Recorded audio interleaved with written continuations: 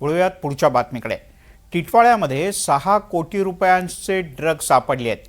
हे सगळं प्रकरण अत्यंत धक्कादायक असून या प्रकरणातील आरोपी ए पॉल हिला 22 तारखेपर्यंत पोलीस कोठडी देण्यात आली आहे।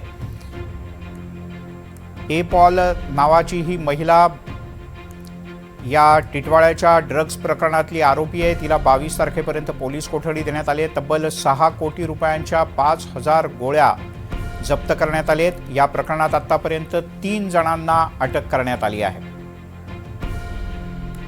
ऋतिक गणकवार आपले प्रतिनिधी आपल्यासोबत जोडले गेलेत। काय अधिक माहिती आहे या प्रकाराबद्दल?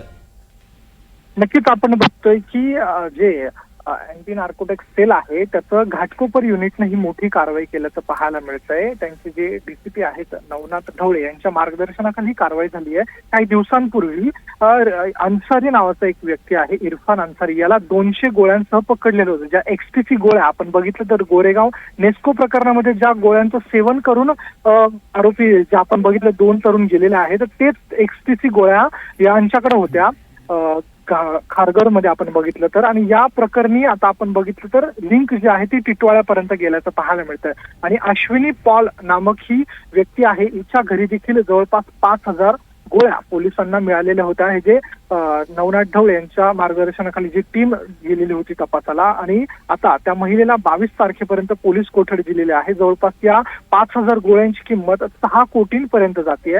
आता नेमक्या या गोळ्या कुठून आल्या याचा तपास जो आहे तो पोलीस करत आहे आणि हिला 22 तारखेपर्यंत पोलीस कोठडी मिळाली आहे। तुर्तास धन्यवाद ऋतिक या सगळ्या माहितीबद्दल।